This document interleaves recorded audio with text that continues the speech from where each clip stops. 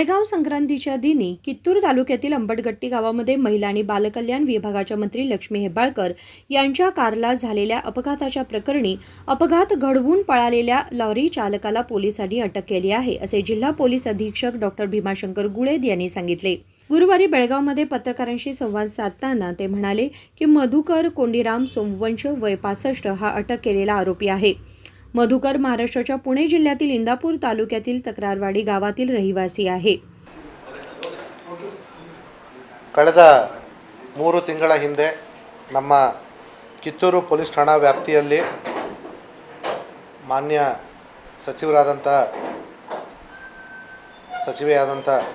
ಶ್ರೀಮತಿ ಲಕ್ಷ್ಮೀ ಹೆಬ್ಬಾಳ್ಕರ್ ಅವರ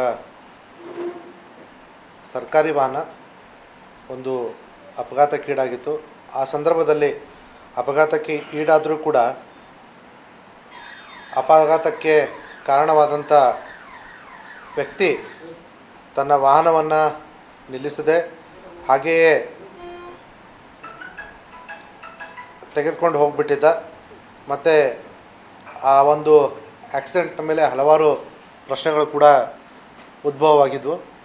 ಆದರೆ ಕಳೆದ 3 ತಿಂಗಳಲ್ಲಿ ನಮ್ಮ ಕಿತ್ತೂರು ಪೊಲೀಸರು ಸತತವಾಗಿ ತನಿಖೆಯನ್ನು ಕೈಗೊಂಡು ಅದರಲ್ಲಿರ್ತಕ್ಕಂಥ ಆರೋಪಿತ ವಾಹನ ಮತ್ತು ಆರೋಪಿತನನ್ನು ತಮ್ಮ ವಶಕ್ಕೆ ಪಡೆಯುವಲ್ಲಿ ಯಶಸ್ವಿಯಾಗಿದ್ದಾರೆ। ಇದರ ಹಿಂದೆ ನಮ್ಮ ಕಿತ್ತೂರು ಪೊಲೀಸರ ಕಠಿಣವಾದ ಪರಿಶ್ರಮ ಮತ್ತು ಪ್ರಯತ್ನ ಇದೆ। ಯಾಕಂದರೆ ನಮಗೆ ಆವತ್ತಿನ ದಿವಸ ಅದು ಬೆಳಗಿನ ಜಾವದಲ್ಲಿ ಆಗಿರೋದ್ರಿಂದ, ಕತ್ಲೇಲಿ ಆಗಿರೋದ್ರಿಂದ ಯಾವುದೇ ಒಂದು ಕುರುಹುಗಳು ಅಲ್ಲಿ ನಮಗೆ ಸಿಕ್ಕಿರಲಿಲ್ಲ।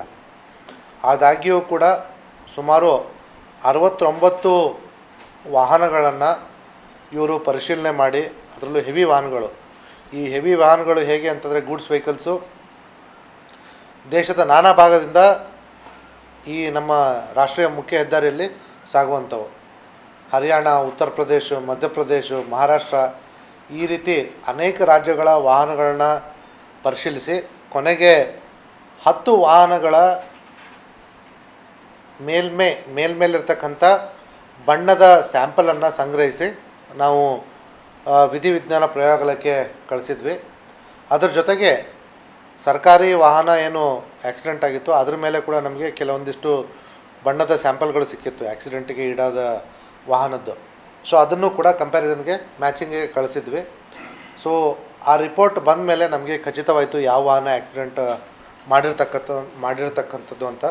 ಸೊ ಅದರ ಮೇರೆಗೆ ನಾವು ಮಹಾರಾಷ್ಟ್ರ ಮೂಲದ ವ್ಯಕ್ತಿ ಮಧುಕರ್ ಸೋಮವಂಶಿ ಅನ್ನೋ ವ್ಯಕ್ತಿಯನ್ನು ನಾವು ನಮ್ಮ ವಶಕ್ಕೆ ಪಡೆದು ಅವನ್ನ ತೀವ್ರತರವಾಗಿ ವಿಚಾರಣೆ ಮಾಡಲಾಗಿ ಅವನು ಕೂಡ ಅವತ್ತಿನ ದಿವಸ ಆಕ್ಸಿಡೆಂಟ್ ಆಗಿರೋದು ಒಪ್ಕೊಂಡ।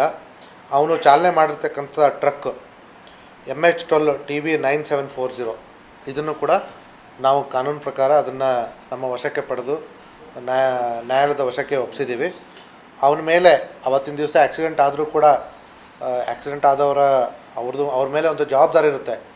ಅವರು ಯಾವುದಕ್ಕೆ ಆಕ್ಸಿಡೆಂಟ್ ಮಾಡ್ತಾರೋ ಅವ್ರದ್ದು ಬಗ್ಗೆ ಕಾಳಜಿ ತೆಗೆದುಕೊಳ್ಳೋವಂಥದ್ದು, ಮತ್ತು ಶೀಘ್ರದಲ್ಲಿ ಅವ್ರನ್ನ ಆಸ್ಪತ್ರೆಗೆ ಸೇರಿಸೋದು, ಮತ್ತು ಪೊಲೀಸ್ಗೆ ಮಾಹಿತಿಯನ್ನು ಒದಗಿಸತಕ್ಕಂಥದ್ದು, ಇದು ಯಾವುದನ್ನು ಮಾಡದೆ ಹೋಗಿರೋದ್ರಿಂದ ಅವ್ರ ಮೇಲೆ ಗುರುತರವಾದ ಆರೋಪ ಹಿಟ್ ಆ್ಯಂಡ್ ರನ್ ಕೇಸನ್ನು ಕೂಡ ನಾವು ಹಾಕ್ತಾಯಿದ್ದೀವಿ। ಇಲ್ಲಿಗೆ ನಮ್ಮ ತನಿಖೆ ಒಂದು ಹಂತಕ್ಕೆ ಬಂದಿದೆ। ನಾವು ಶೀಘ್ರದಲ್ಲಿ ನ್ಯಾಯಾಲಯಕ್ಕೆ ಚಾರ್ಜ್ ಶೀಟನ್ನು ಸಲ್ಲಿಸ್ತೀವಿ। ಕ್ಲೀನರ್ ಇದ್ದ, ಬಟ್ ಅವನಿಗೆ ಆ ಸಂದರ್ಭದಲ್ಲಿ ಅವನು ಮಲ್ಕೊಂಡಿದ್ದ ಅಂತ ಹೇಳ್ತಾರೆ। ಅದು ಬೆಳಗಿನ ಜಾವ ಇರೋದ್ರಿಂದ ಮಲ್ಕೊಂಡಿರೋ ಸಾಧ್ಯತೆ ಜಾಸ್ತಿ ಇರೋದ್ರಿಂದ ನಾವು ಕೇವಲ ಡ್ರೈವರ್ ಮೇಲೆ ನೇರವಾಗಿ ನಾವು ಡ್ರೈವರ್ ಮೇಲೇ ಕ್ರಮ ತಗೊಳ್ತೀವಿ।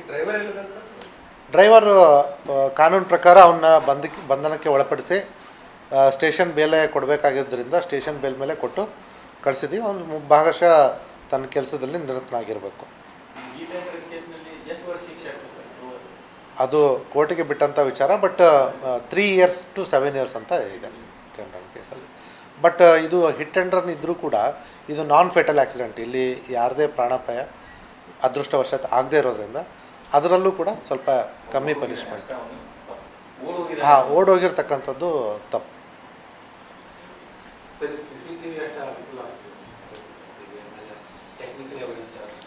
ಅದೇ CCTV ನಮ್ಮ ಟೋಲ್ ಗೇಟಲ್ಲಿ ಇರ್ತಕ್ಕಂಥದ್ದನ್ನು ನಾವು ಪರಿಶೀಲನೆ ಮಾಡಿದ್ರಿಂದ ನಮಗೆ ಭಾಗಶಃ ವಾಹನಗಳದ್ದು ಸಿಕ್ತು. ಅದರಲ್ಲೂ ನಾವು ಸುಮಾರು 20 ವಾಹನಗಳನ್ನ ಸ್ಯಾಂಪಲ್ ಕಳ್ಸೋಕ್ಕಿಂತ ಮುಂಚೆ ನಾವು ಕರೆದು ವಿಚಾರಣೆ ಮಾಡಲಾಗಿ ಯಾರೂ ಕೂಡ ಒಪ್ಕೊಂಡಿರಲಿಲ್ಲ ಹೌದು ಅಂತ ಹೇಳಿ, ಇನ್ಕ್ಲೂಡಿಂಗ್ ಈ ಪ್ರೆಸೆಂಟ್ ವೆಹಿಕಲ್ ಡ್ರೈವರು. ಸೊ ಹಾಗಾಗಿ ಅದರಲ್ಲಿ ನಾವು ಯಾವಾಗ ಬಣ್ಣದ ಸ್ಯಾಂಪಲ್ಗಳನ್ನ ನಾವು FSLಗೆ ಕಳಿಸಿ ಅಲ್ಲಿಂದ ರಿಪೋರ್ಟ್ ತಗೊಂಡು ಆವಾಗ ಇವನು ಡಿನೈ ಮಾಡಲಿಕ್ಕೆ ಅವಕಾಶನೇ ಇರಲಿಲ್ಲ. ಸೊ ನಮಗೆ ಬೋತ್ CCTV ಪ್ಲಸ್ ನಮ್ಮ ಟೆಕ್ನಿಕಲ್ ಅನ್ನೋಕ್ಕಿಂತ ಸೈಂಟಿಫಿಕ್ ಇನ್ವೆಸ್ಟಿಗೇಷನ್ ಮೆಥಡ್ಸ್ ಹೆಲ್ಪ್ ಮಾಡಿದ್ದಾವೆ. ನಾವು ಸರ್ಕಾರಕ್ಕೆ कळस्तीವಿ. CCTV फुटेजच्या आधारावर लॉरीचा शोध घेऊन चालकाला अटक करण्यात यश मिळवल्याचे त्यांनी सांगितले. विनोद कोलकार, KMM मराठी, बेळगाव.